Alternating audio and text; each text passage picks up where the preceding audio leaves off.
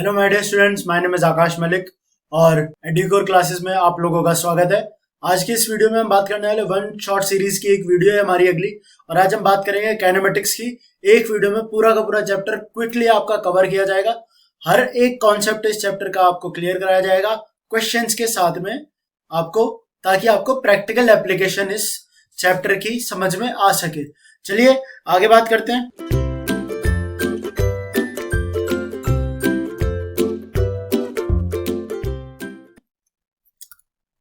कि इस चैप्टर को मैंने 3 पार्ट में डिवाइड किया। Part A, part B and part C. Part A हमारा 1 डायमेंशनल मोशन है, पार्ट 2 मेरा प्रोजेक्टाइल मोशन है, 2 डायमेंशन मोशन, और पार्ट 3 मेरा रिलेटिव मोशन है।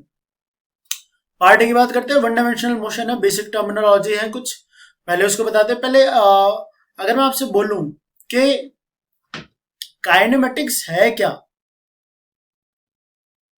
तो आप लोग क्या कहोगे? काइनेमेटिक्स, तो kinematics basically branch of physics है,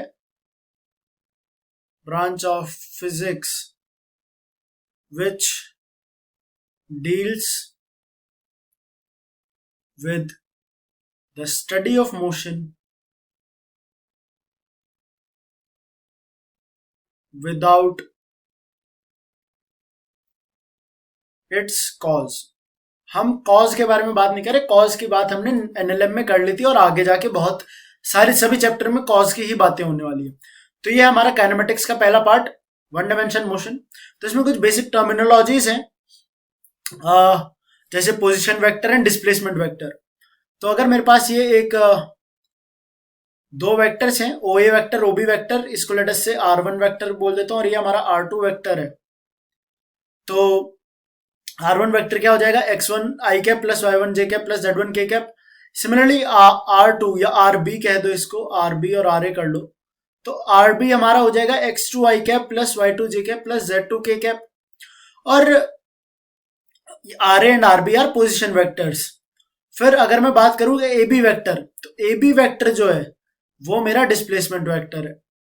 ठीक है, इट इज डिस्प्लेसमेंट वेक्टर। इसको मैं डिनोट करता हूं S वेक्टर से। तो S वेक्टर हो जाएगा position vector of B minus position vector of A। यहां पर ये मिस्टेक है, position vector of B minus position vector of A। और ये हो जाएगा x2 minus x1 i cap plus y2 minus y1 j cap plus z2 minus z1 k cap. और S vector is the displacement vector. कोई चीज यहां तक कोई प्रॉब्लम नहीं आई होगी। आगे बढ़ते हैं, डिस्टेंस एंड डिस्प्लेसमेंट। तो बेसिकली डिस्टेंस क्या होता है कि ये मेरा एक लड़स से A और B 2 पॉइंट है।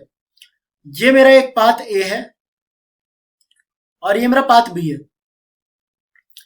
तो पाथ A जो है ये है हमारा डिस्टेंस, और डिस्टेंस है actual length of the path covered by any particle in motion in a given time interval, whereas displacement is the change in the position vector। मतलब अगर इसका पोजीशन वेक्टर RB वेक्टर है और इसका position RA vector है, तो displacement vector वो हो जाएगा RB vector minus RA vector.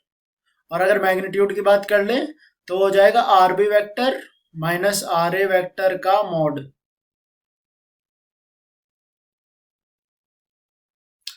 यहां बात आती है कि भैया यहां से इतनी चीज समझ में आ जाती है कि डिस्प्लेसमेंट जो है वो हमेशा डिस्टेंस के या तो बराबर हो सकता है, डिस्टेंस से छोटा ही रहेगा, जो कि आप इस डायग्राम से समझ भी सकते हो।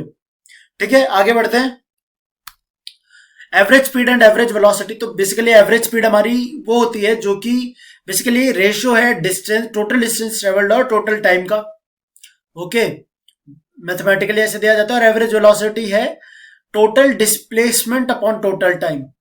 फिर हमारा इंस्टेंटेनियस वेलोसिटी और इंस्टेंटेनियस स्पीड। तो इंस्टेंटेनियस स्पीड है, इंस्टेंटेनियस वेलोसिटी है कि वेलोसिटी तो पर्टिकुलर इंस्टेंट, और मैथमेटिकली उसको रिप्रेजेंट किया जाता है ds बाई dt से, और इसी का मैग्नीट्यूड हमारा इंस्टेंटेनियस स्पीड हो जाता है।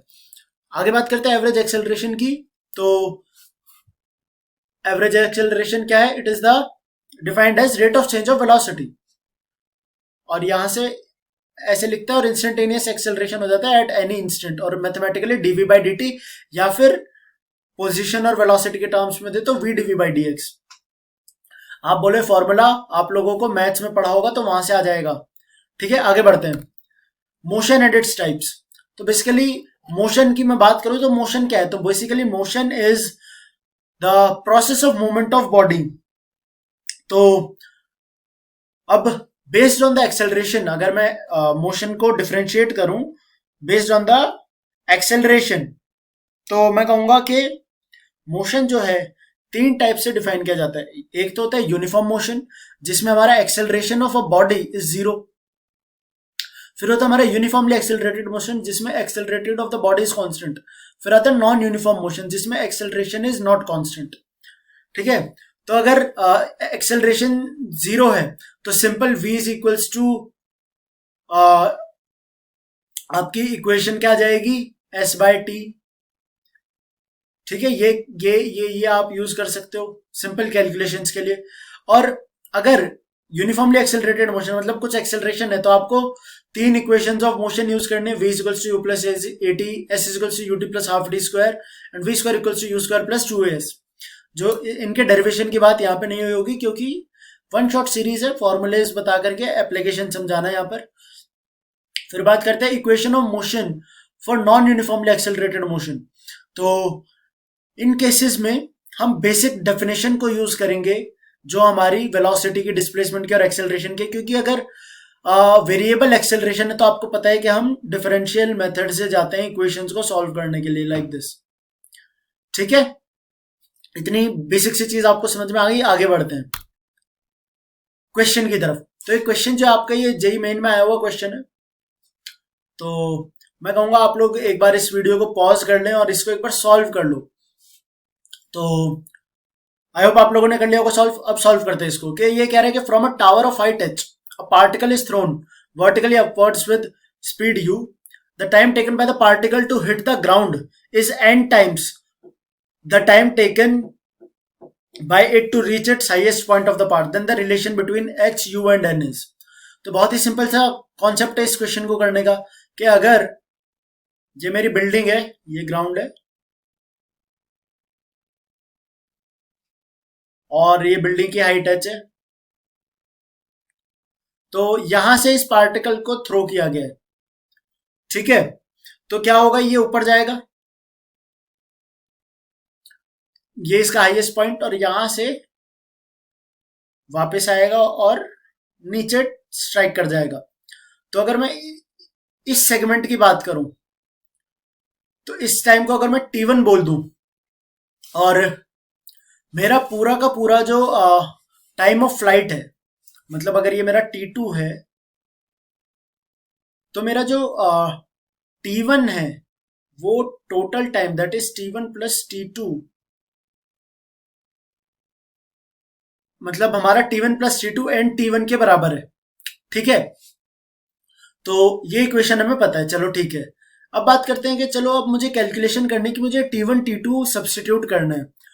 तो यहाँ n है, तो अब t1 को देखो, t1 कैसे निकालोगे कि वेलोसिटी u है, यहाँ u से प्रोजेक्ट किया तो टाइम ऑफ फ्लाइट हो जाता है। अब टाइम ऑफ फ्लाइट कैसे निकालोगे, बेसिकली आपके पास है v is equals to u plus a t, simple. तो आपका v जो है हाईएस्ट पॉइंट पर जाने वाला टाइम, हाईएस्ट पॉइंट पर जाने वाला टाइम बोला, यहां पर ये ध्यान रखना है आपको। तो हम यहां पर v, यहां पर हाईएस्ट पॉइंट का मतलब वेलोसिटी जीरो, फाइनल वेलोसिटी। फिर ये u, इनिशियली u अपवर्ड आप पॉजिटिव मान लो, अपवर्ड पॉजिटिव। ठीक है, और यहां पर एक्सेलरेशन हो जाएगा minus G T, G T one. तो यहां से t1 जो है वो मेरे पास आ जाएगा u बाई जी, और आप यहां पर पुट कर दो इस इक्वेशन में t1 को, तो यहां हो जाएगा मेरे पास u बाई जी। ठीक है, फिर बात करते हैं u by g plus t2 की। अब t2 कैसे निकालोगे, तो t2 के लिए देखना कि मुझे डिस्प्लेसमेंट पता है मेरा h, और डिस्प्लेसमेंट नेगेटिव में, इनिशियल वेलोसिटी। अभी इस पॉइंट पर आने के बाद आपको पता है सेम हाइट पर वेलोसिटी सेम रहेगी, स्पीड सेम रहेगी, तो डायरेक्शन चेंज हो जाएगा। तो u हो गया, तो अब u नीचे है, तो ये हो जाएगा माइनस यू टी, टाइम आपको पता है कितना t2 है। या फिर बेसिकली आप यहां पर क्या लगा सकते हो,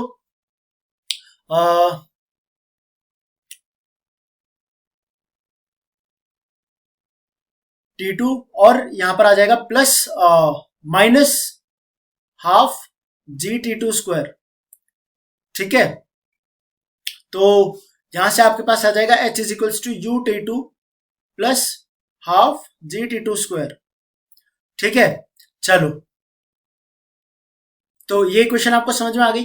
एक्चुअली ये इक्वेशन मैंने थोड़ी सी गलत लिख दी है यहां पर, ये आपका आएगा, इसको मैं इरेज कर देता हूं।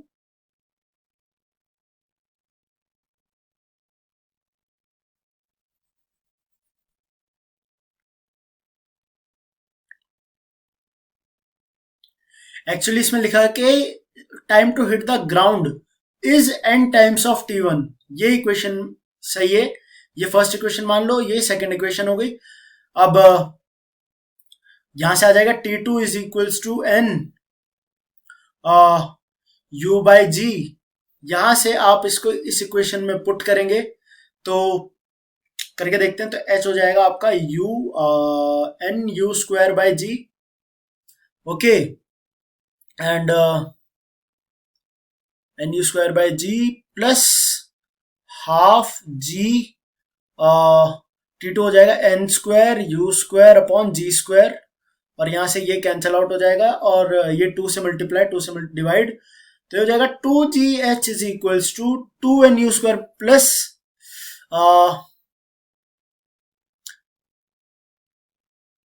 एक सेकेंड गाइस, तो यहां से आ जाएगा मेरे पास सिंपल, तो यहां आ जाएगा हमारा, ध्यान से देखना, नेगेटिव साइन और यहां आ जाएगा माइनस, तो ये हो जाएगा मेरा two N u square minus n square u square. ठीक है, ऑप्शन चेक कर लो कौन सा आ रहा है, टू जी एच, ये वाला ऑप्शन हमारा कौन सा सही हो जाएगा, देखो सी ऑप्शन हमारा सही हो जाएगा। ठीक है, आगे बढ़ते हैं। अगला क्वेश्चन है हमारा क्वेश्चन 2, और ये भी हमारा जेई मेन में आया हुआ क्वेश्चन है। थोड़ा सा कॉन्सेप्ट इसमें एनर्जी का यूज हो रहा है, बट आप वो बेसिक चीज है आपको आती होगी। तो ये है, a body of mass m is equals to 10 raised to the power minus 2 kg is moving in a medium and experiences frictional force as a function of velocity like this, and its initial speed is u is equals to 10 meter per second square. If after 10 seconds its energy is this, then the value of k will be एक काम करते हैं, इसको मैं next video में cover करूंगा, okay,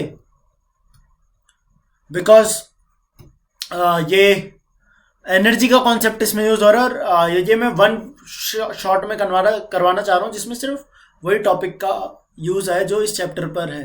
सो कोई बात नहीं, हम अगली स्लाइड पर जाते हैं, इसको नेक्स्ट वीडियो में ज़रूर कवर करेंगे। तो पार्ट ए कवर हो जाता है यहाँ पर हमारा काइनेमेटिक्स का। पार्ट बी पर जाते हैं। पार्ट बी है हमारा प्रोजेक्टाइल मोशन, और इस प्रोजेक्टाइल को मोशन को करने की सिर्फ एक ट्रिक बताऊंगा मैं आपको, एक सटीक ट्रिक ऐसी बताऊंगा, सिर्फ उस कॉन्सेप्ट को यूज करके आपको ये कैलकुलेशन करनी है सारी। फॉर्मूले याद मत रखना, मैं आपको सच बता रहा हूं, फॉर्मूले याद रखोगे क्वेश्चन आपको घुमा देगा। ठीक है, आगे इसको समझते हैं पहले तो, कि मेरा एक ये यहां पर पार्टिकल था, ठीक है, और ये एक थीटा एंगल पर इसको हमने प्रोजेक्ट किया यू वेलोसिटी से, तो इसका हॉरिजॉन्टल, तो ये क्या करेगा, ये ऐसे जाएगा प्रोजेक्टाइल करते हुए, इस तरीके से इसका मोशन होगा, और इस मोशन को प्रोजेक्टाइल मोशन कहते हैं। तो ये मैक्सिमम हाइट हो गई, ये हॉरिजॉन्टल रेंज हो गई, बेसिक टर्मिनोलॉजी से। तो अब मैं बात करूं कि क्वेश्चन को कैसे सॉल्व करना है, तो आपको सबसे पहले क्या करना है कि दो सेगमेंट्स बना लेने हैं, एक्स वाई। ठीक है, तो x में सबसे पहले ux निकालना है, ax निकालना है, ठीक है, और यहां पर भी uy और ay निकालना है। तो ux हमें पता है कितना है, u cos थीटा, और ax कितना है हमारा, अगर आप देखो तो acceleration in x direction is 0, सिर्फ g है डाउनवर्ड डायरेक्शन में, और अपवर्ड को हम पॉजिटिव मानते हैं, और uy हो जाएगा मेरा u साइन थीटा प्लस में, और एक्सेलरेशन हो जाएगा -g, acceleration in y direction. बस इतना आपको लिख के रखना है हर क्वेश्चन में। फिर अब क्या क्या चीजें आपसे कैलकुलेट करवा सकता है वो हम बात करते हैं कि टाइम ऑफ फ्लाइट कैसे निकालें, कि मतलब कि पूरा का पूरा जब यहां से जब प्रोजेक्ट किया और जब यहां पर स्ट्राइक किया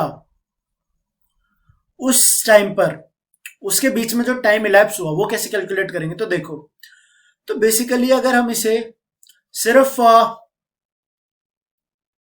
वाई डायरेक्शन में देखें तो सिर्फ ऐसे जाके ही तो नीचे आ रहा है, सिर्फ वाई डायरेक्शन की बात हो रही है यहाँ पर।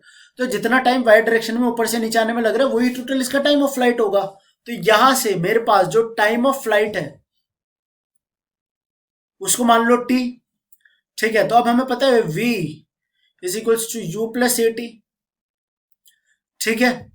तो हम इसको मान लेते हैं ऊपर जाने में इसको कुछ t1 टाइम लग रहा है, ठीक है। नीचे आने में भी उतना ही टाइम लगेगा। तो फाइनल वेलोसिटी हो जाएगी आपकी 0, इनिशियल वेलोसिटी हो गई u प्लस ए t1, और ये प्लस की जगह -g कर दो यहाँ, ठीक है। तो यहां से t1 आ गया u बाई जी, और टाइम ऑफ फ्लाइट हो जाएगा ट्वाइस ऑफ t1। तो टाइम ऑफ फ्लाइट हो गया हमारा 2u बाई जी। अगर इस फॉर्मूले को आप थोड़ा सा और एनालाइज करो तो यहां से चीज आती है टाइम ऑफ फ्लाइट आ रहा है 2 यू वाई। बेसिकली ये u जो है ये यू वाई है, ये हो जाएगा यू वाई, हमें पता है कितना 2u साइन थीटा बाई जी। तो अगर सिंपल प्रॉब्लम दिया हुआ है तो आप इस तरीके से जा सकते हैं, सिर्फ फॉर्मूला लगा सकते हैं। बट मैंने कहूंगा कि आप इसको कैलकुलेट करें, एक्स और वाई वाला कॉलम बनाएं और फिर वहां से यहां पर आओ, ठीक है। आगे बढ़ते हैं। मैक्सिमम हाइट कैसे कैलकुलेट करें। तो मैक्सिमम हाइट है वो भी वाई डायरेक्शन में ही आ रही है ना, मैक्सिमम हाइट भी वाई डायरेक्शन में आ रही है। तो मैक्सिमम हाइट है h, तो डिस्प्लेसमेंट हो गया हमारा h, वो कितना हो जाएगा ut, या फिर इसको छोड़ो h है तो हम लिख सकते हैं v square is equals to u square plus 2 as। तो वी स्क्वायर तो हो गया 0, ये हो जाएगा 0 is equals to u square minus 2gh। तो यहां से मेरे पास h आ जाता है और u यहां पर भी uy है, तो ये हो जाएगा 2u बेसिकली uy का स्क्वायर अपॉन 2g, ठीक है। इसको और ब्रॉड कैटेगरी में लिखें तो h हो जाएगा मेरा uy का स्क्वायर अपॉन 2ay, और यहां पर uy की वैल्यू पुट कर दो तो आ जाता है u square sine square theta upon 2g, ठीक। आई होप इतनी चीजें आप लोगों को समझ में आ गई होगी। बात करते हैं हॉरिजॉन्टल रेंज कैसे निकालनी। तो हॉरिजॉन्टल रेंज के लिए देखो, अगर आपका r है, ठीक है, तो आपका हॉरिजॉन्टल डिस्प्लेसमेंट r है, तो रेंज हो गई r। और ये कैसे निकालोगे, ux multiplied by time of flight जो उसका पूरा टाइम है, और एक्सेलरेशन x में 0 है। तो यहां से मेरे पास रेंज जो आ जाती है वो ux into time of flight, ऐसे याद रखना आपको। वैल्यूज पुट कर दोगे तो ये हो जाएगा you square sine 2 theta by 2g, ठीक है। इस तरीके से आपको कैलकुलेट करना है, सिंपल रिलेशन है हॉरिजॉन्टल रेंज के लिए, ठीक है। इस तरीके से आपको कवर करना था। अब आते हैं हमारे रिलेटिव मोशन के पार्ट पर। तो रिलेटिव मोशन क्या है, basically motion of a body with respect to another body which might be at rest और एट मोशन। हमें फर्क नहीं पड़ता यूनिफॉर्म है नॉन यूनिफॉर्म है कैसा भी है, वो रिलेटिव मोशन हो जाता है। तो अगर हम बात करें कि relative motion of body a moving with velocity v with respect to b which is moving with velocity v b is given as relative velocity की बात करें तो वो रिप्रेजेंट किया जाता है वी ए बी से, और हो जाएगा v a minus v b. Simple, बहुत इजी। और फिर बात कर लेते हैं, similarly we can talk about displacement and the distance, ठीक है। और इस चैप्टर में हम बेसिकली 3 सेगमेंट को कवर करेंगे। 3 बेसिकली कॉन्सेप्ट्स हैं, दैट इज मिनिमम डिस्टेंस और कोलिजन और ओवरटेकिंग प्रॉब्लम्स, मतलब किसी भी दो बॉडी के बीच में मिनिमम डिस्टेंस कितना है। दूसरा है रिवर बोट प्रॉब्लम्स, और तीसरा है रिवर मैन प्रॉब्लम्स। तो मैं यहाँ पर मिनिमम डिस्टेंस और रिवर बोट कराऊंगा। रिवर मैन सिमिलरली जब आप रिवर बोट को अच्छे से समझ लोगे तो रिवर मैन आपके लिए होमवर्क है कि आप खुद से उसको समझें एक बार, ठीक है। नहीं आता है कमेंट्स में बता दिएगा, मैं आपके लिए सॉल्व करके रखूंगा उसको, बिल्कुल टेंशन लेने वाली बात नहीं है, ठीक है। तो ये आपको दिखाई दे रहा है कि भैया एक बस है और एक कार है, और कहा गया है कि जो बस है ये इसका एक्सेलरेशन 4 मीटर पर सेकंड स्क्वायर है, और इसकी वेलोसिटी इस डायरेक्शन में वीबी, और वो है 1 मीटर पर सेकंड। और हमें कहा गया है कि जो कार है ये वेलोसिटी ऑफ कार 1 मीटर पर सेकंड और कांस्टेंट है, और हमें कहा गया है एट टी इक्वल्स टू 0 ये इनके टायर के बीच का जो डिस्टेंस है वो 10 मीटर है, ठीक है। तो हमसे बोला गया है कि भैया कि time when the car overtakes the bus, basically the bus overtakes the car, basically यहाँ मुझे बस लिखना था, ओके।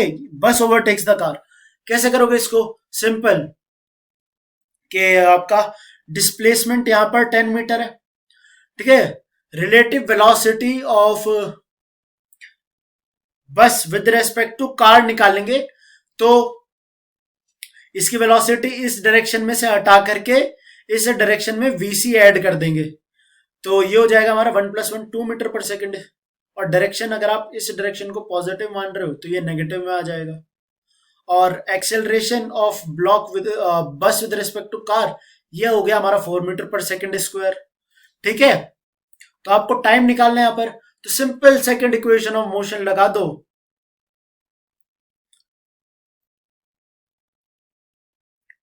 और कैलकुलेट कर लो। बहुत इजी प्रॉब्लम, कॉन्सेप्ट बहुत इजी, आई होप ये समझ में आ गया होगा। ऐसे जब कोलाइड करना होगा तो डिस्टेंस कोलिजन दे देंगे, सिंपल सी चीज है, ओके।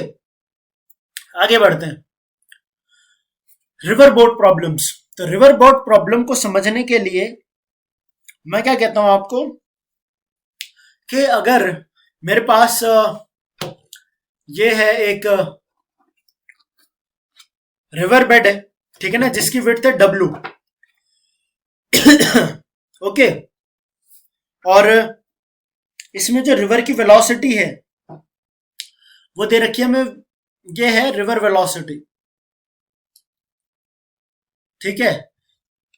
VBR क्या है हमारी? Velocity of boat with respect to river, ठीक है। और ये किसी थीटा एंगल पर हमारी बोट जो है वो मूव कर रही है। तो